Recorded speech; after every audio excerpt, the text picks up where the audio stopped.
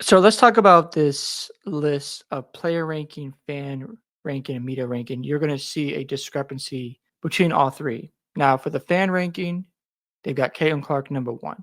Player rankings, where the players have their list of guards, they have Caitlin Clark ninth. That is just some crazy stuff.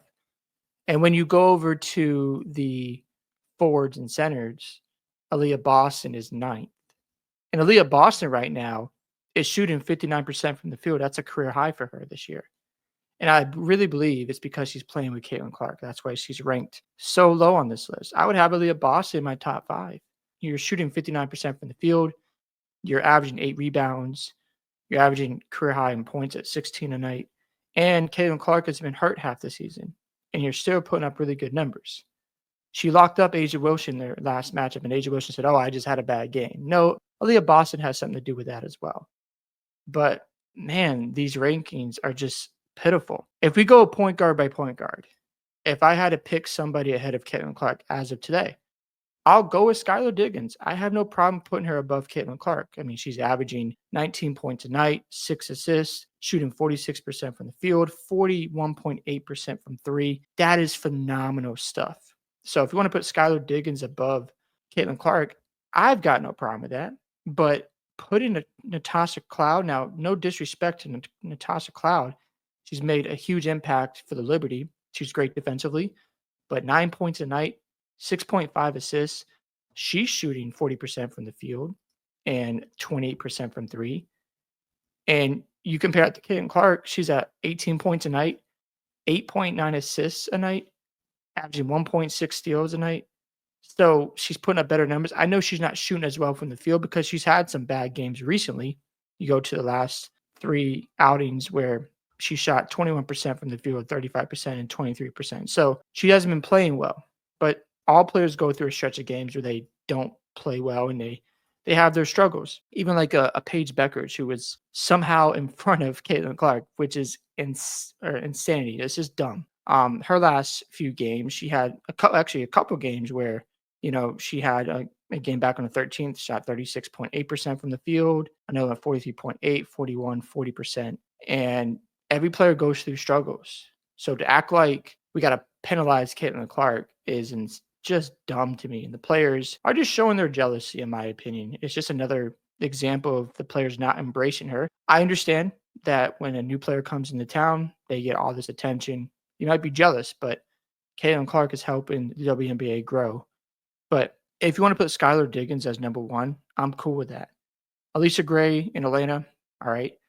But, I just don't understand why Caitlin Clark is ninth. This is just insanity stuff to me. It's just dumb. Alicia Gray, I understand she's at 19 points a night, which is really good. And she's only at 4.1 assists. Again, Caitlin Clark is averaging more assists than her, averaging no, a little bit less rebounds. She's shooting 47% from the field, 42.4% from three. So if you want to put Alicia Gray up there, cool. But I think when you look at how teams scheme for Caitlin Clark, it is way different than the other players. They're full court pressing her. They are trying to slow her down. They're trying to get up and be physical, bother her, get her out of her rhythm because the Fever want to play with pace when Caitlin Clark is running the show. And she's sprinting in transition, getting to her spots, getting her teammates involved. It makes them harder to guard. That's why players try to bump Caitlin Clark, play physical, employ a full court press style so they can get her frustrated and get her tired by the time they get to the fourth quarter. But yeah, this is a nasty list from the players. The fans, is so funny how different they are. They got Caitlin Clark, as you see, first, Paige Becker second. I wouldn't have her that high because she's just a rookie. I know she's really good. Skylar Diggins ninth is insane. Like, Skylar Diggins has been so good this year. And I wouldn't have her ninth on my list because of, what she's doing for the Storm, the impact, she has out there for her team. I don't mind having her number one. Or, I mean, if you want to have Alicia Gray, fine. But you also have to consider how these players are being schemed. And as you see, Kelsey Plum, she's been really good for the Sparks. She's 16th on the players list. The list is just bad. It's just really terrible stuff. Sabrina Ionescu, she's not shooting well from the field this year. She's only shooting 40% from the field and 32.8% from three. So her and Caitlin Clark, they're not shooting that well from the field right now. But let's not forget what Caitlin Clark did earlier this year and act like she didn't have any fantastic games. For example, when she played against the Sky, 20 points, 10 rebounds, 10 assists, triple double, 2 steals, 4 blocks, 46% from the field, 50% from three. Phenomenal. Against the Dream, 27 points, 11 assists, 5 rebounds, 45% from the field, 45% from three.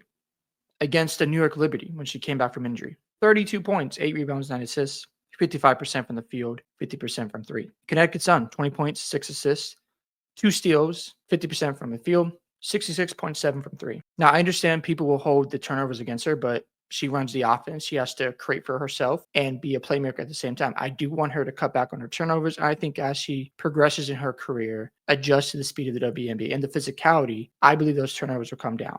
And imagine when Caitlin Clark is averaging like 2 or 3 turnovers a game. How good is she going to be by then? That is going to be some scary times in the WNBA. But this list is crazy to me. Again, I think it's intentional what players are doing. You have Aliyah Boston being ninth. That's ridiculous to me. You have Caitlin Clark being ninth. Even someone like Kelsey Plum being so low. That's just ridiculous. I understand the love for Paige Beckers. I get it. But it's so obvious to me that players don't like Caitlin Clark and they don't want to embrace her because of all the attention she's bringing. And it's only going to help your league. But it is what it is. I do want to see Caitlin Clark turn things around. I know she's had her struggles recently, and hopefully she can get healthy. That's been my biggest concern. As of today of this recording, they are up by 10 points against the Lynx. We'll see if they can hold on for that lead. It's going to be tough, especially without Caitlin Clark. But right now, defensively, they look solid. Collier shooting 4 of 12 from the field. That is not always going to happen, but if the Fever can pull this out, that would be a huge win. They've had their struggles lately in the fourth quarter. I've noticed they haven't been able to hold leads, and I saw them against the Aces. They were up by I think 8 points and blew that game. They had another one that just didn't show up in the fourth quarter, so they got to get better in that department and clean that up. I know Caitlin Clark has been in and out of the lineup. That does hurt your rhythm, especially if you have new pieces that are on the Fever. You're trying to build chemistry, but hopefully when Caitlin Clark gets back, she can ramp things up after the All-Star break. We saw the Fever. They hovered around 500, and they really took off in the second half. So after All-Star break, I'm really hoping that we see the best version of the Fever. And if they pull it out tonight against the Lynx, that is going to be a huge, huge momentum W for them because they've been up and down, and they've had their struggles. But if they can kind of ride this storm and get through this part of their schedule and get to the All-Star break, maybe over 500. Let me look at their schedule real quick. I was just curious about the Fever. Obviously, they're playing Minnesota right now, but the schedule coming up before we hit the All-Star break, you got Las Vegas. That isn't going to be an easy game, but they're at home.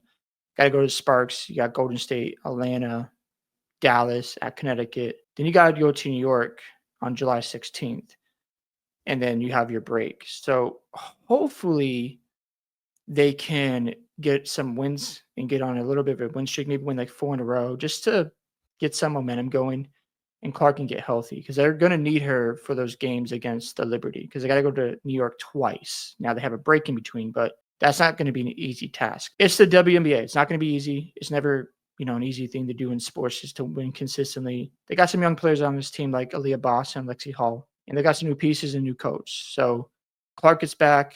We need her shooting better from the field. I think part of that is injuries and also the new pieces and just not being in rhythm. You need chemistry, but Clark still has to play better. I do want to keep that energy on here, but having her ninth is ridiculous. Hope you guys enjoyed this video today. I'd love to hear your thoughts about the player rankings of Caitlin Clark and Aliyah Boston. Do you agree or disagree? Make sure you guys like and subscribe to the channel, and I'll see you in the next one.